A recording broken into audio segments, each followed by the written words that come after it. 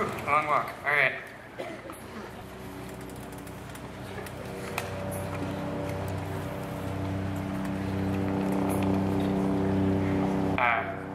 When I was in pre-K, I was thrilled about the part I had received in our play, Lion. But when the show came around, I was too shy to go on stage. Instead, I sat in my mom's lap, costume and all, and closed my eyes. As a kid, I was so shy that I never looked people I talked to in the eyes, and speaking in front of a crowd was tantamount to skipping snack time. But my mom, never shy of pushing me into the limelight, walked me on stage, and I stood, looking away from the audience, so I too could be in the production. I think it's a testament to Pembroke's strength that my mom is crying in the audience today instead of holding my hands crying on stage with me. I thought for a long time about sort of the important life lessons that I can impart to everybody in the sort of minute time allocated for this speech.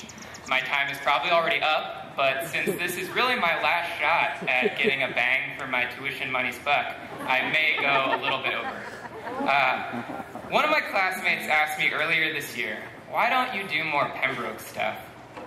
When I think about it, I don't always consider what an incredibly eclectic group of people are around me.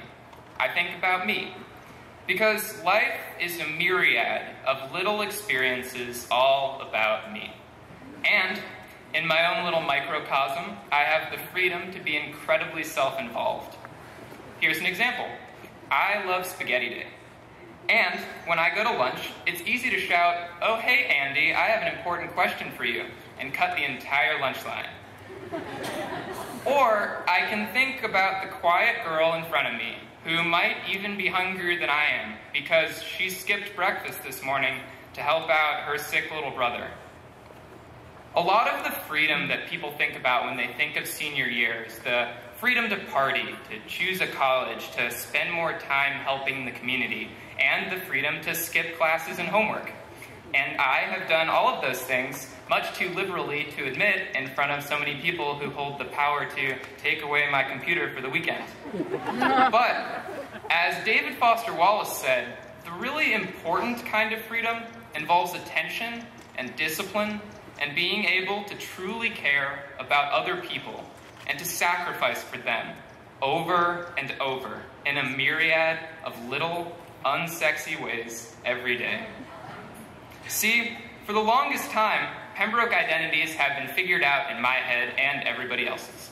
Andy has been one of the leaders, Tiffany, the star athlete, Isaac, the one guy who knows how to knit, Kate, the fashion designer, and I've been the semi-funny, partially enigmatic writer guy, which presumably explains why I'm in front of everyone today. We've all had the freedom to accept the easiest answers about ourselves. But this year, I started to look around my class. There wasn't some instantaneous revelation. It kind of took me a while to understand what I was noticing. It was when, after a long night of festivities, I looked up into the deep purple sky above the Stuckmeyer Ranch that I realized that all those stereotypes don't really mean much of anything. Carlton may not win as many Grammys as his beloved Alicia Keys, but he might end up a music teacher in a small suburban high school cursing the loud kids who come late to his class every day eating cookies. Am I right, Mr. Burke? Stereotypes are nothing but habit. As Walter Pater said, it might even be that our failure is to form habits.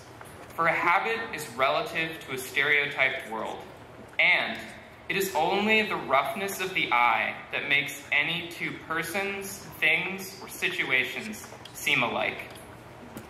I failed because I relied for far too long on the easy stereotypes at the risk of getting to know the people that I've been sitting next to in math class for all of my life. And I think other people have too. When my inquisitive classmate asked me why I didn't do more Pembroke stuff, I wasn't really too cool for Pembroke stuff. I was just a little too scared to look past the surface appearances and to seek out those beautiful hopes and dreams that we all keep locked up inside like a child's diary.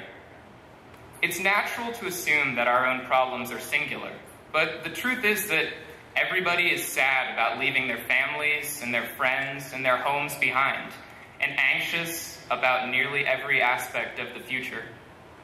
So I wanted to try something really quickly with everyone. So please stay standing after I call you. Stand up if you are a student athlete.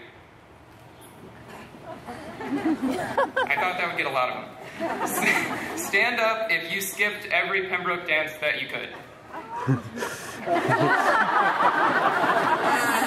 Stand up if you were a member of student government. Stand up if you are the first person in your immediate family to attend college. Stand up if you're a visual artist. Stand up if you are a musician, a singer, or a thespian. And keep standing if you volunteered in your community outside required events. Finally, stay standing if you're just a little bit terrified of college. I hope I got everyone. For all the stereotypes, at the end of the day, we have a tremendous amount in common. We all came to Pembroke for an enriching education in a cozy classroom setting, a diverse and challenging student body, and an incredible campus, faculty, and staff. And now, here we are. We made it, and we're immeasurably better for it. Everyone can sit down.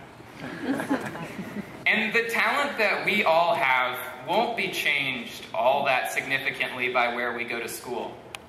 Some of us got into all of the colleges we applied to. Some of us got into almost none of them. But every college that graduates a Pembroke Hill student will be an incredibly fortunate place, and each of us will reminisce that it was really the best place in the world, because it will be. College will help us to dive into subjects that we're really passionate about. Someone might even make the same mistake that Mr. Griffiths did and become a math teacher. But reading Cornell West taught me an important lesson. That life doesn't just start with learning that ends after college or graduate school. Life is learning.